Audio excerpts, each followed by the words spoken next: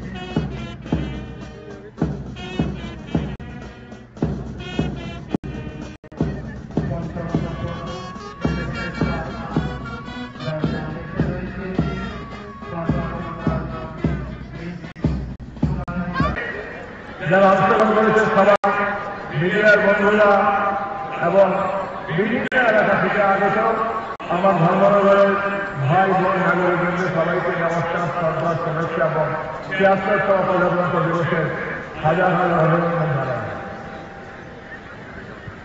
প্রিয় ধর্মনগরবাসী, দেশ রাজ্য ধর্মনগর এগিয়ে চলেছে। অস্বীকার করার কোনো উপায় নেই, কোনো জায়গা নেই। যদি কেউ অস্বীকার করতে চান, তিনি মূর্খের সঙ্গে বাস করছেন। মাননীয় প্রধানমন্ত্রী নরেন্দ্র মোদীর নেতৃত্বে দেশ কোথায় গিয়ে পৌঁছেছে জাতির এবং আন্তর্জাতিক স্তরে কম বেশি সবাই জানেন, অবৈধ আছে। প্রফেসর ডাক্তার মানিক শাহ মাননীয় মুখ্যমন্ত্রী নেতৃত্বে ত্রিপুরা রাজ্য কোথায় এগিয়ে যাচ্ছে, এগিয়ে চলেছেন। নিত্য নূতন ছাত্র থেকে, মহিলা থেকে, শিশু থেকে সমাজের সর্বস্তরের প্রতিটি জনগণের ক্ষেত্রের জন্য আমাদের রাজ্য সরকার, কেন্দ্রীয় সরকার মিলেমিশে কাজ করে যাচ্ছে। ধর্মনগর কোথায় ছিল, আজকে কোথায় এসে পৌঁছেছে, কংগ্রেসে সকলের সম্মুখ উপলব্ধির মধ্যে এসে গেছে। আমি বক্তব্য নির্ধারণ না করে পুরো ৩টি আইটেমের কথা বলি। ধর্মনগর একটা স্যাটেলাইট শহরে স্যাংশন হয়েছে ত্রিপুরা সরকারের বাজেটে। স্যাটেলাইট শহর মানে কি? দিল্লির যেমন নয়ডা, পশ্চিমবাংলার যেমন রাজারহাট, রবিবার এই সকল জায়গায় আসতে থেকে ১০-১২-১৫ বছর ফ্রি ছিল, এখন ফ্রি হয়েছে। যারা দেখেছেন অভিজ্ঞতা হয়তো সবাই জানতে পারবেন, বুঝতে পারবেন স্যাটেলাইটগুলি ধর্মনগরে স্যাংশন হয়েছে। Point number 1। পয়েন্ট নাম্বার 2, দীর্ঘদিনের আমাদের সকলের মিলিত প্রচেষ্টায় কেন্দ্রীয় বিদ্যালয় অর্থাৎ সেন্ট্রাল স্কুল স্যাংশন করিয়ে কেন্দ্রীয় সরকার ধর্মনগর সেন্ট্রাল স্কুল স্থাপিত হবে বা অর্ডার হয়ে গিয়েছে। জেন হিসেবে তার ক্লাস শুরু হবে। তৃতীয়ত ঢাকা ক্যান্সার হসপিটালের নাম আপনারা শুনেছেন।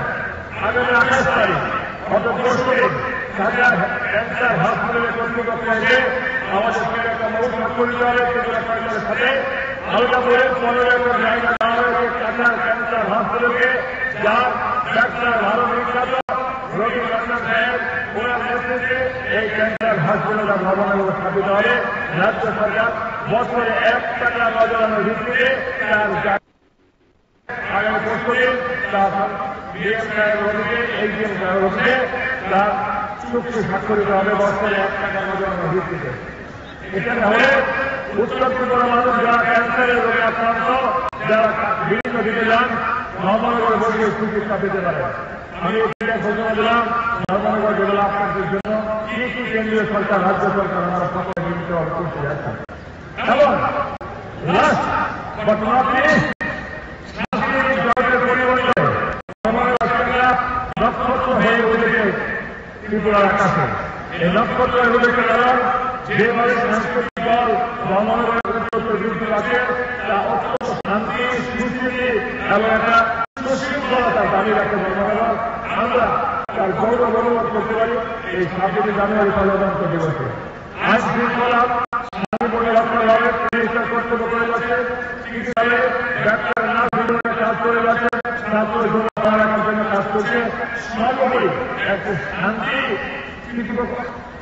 স্থাপনা মাননীয় প্রধানমন্ত্রী নরেন্দ্র মোদীর হাত ধরে, প্রফেসর ডাক্তার মানিক শাহজির হাত ধরে ধর্মনগরে আমরা সাধারণ জনগণের সাহায্য সহায়তা আমরা একটা নতুন দিকে নতুন ধর্মনগরের দিকে যাচ্ছি।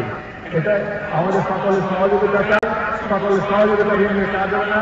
আরেকটা কথা বলি, দেখেছেন খেলা ধর্মনগর শুরু হয়েছে, হাজার হাজার যুবক যুবতী সেই খেলায় অংশগ্রহণ করে এবং হস্তবিচারে আসেন, যা অত্যন্ত মনোরঞ্জনের পরিচয় হয়ে দাঁড়িয়েছে ধর্মনগরে।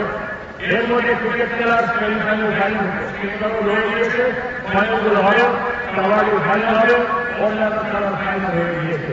তাই এই ধর্মনগরকে অঙ্গরাষ্ট্র ধর্মনগর থেকে ফিরে এনে আজকে সুসজ্জিত আলোকসজ্জিত ধর্মনগরে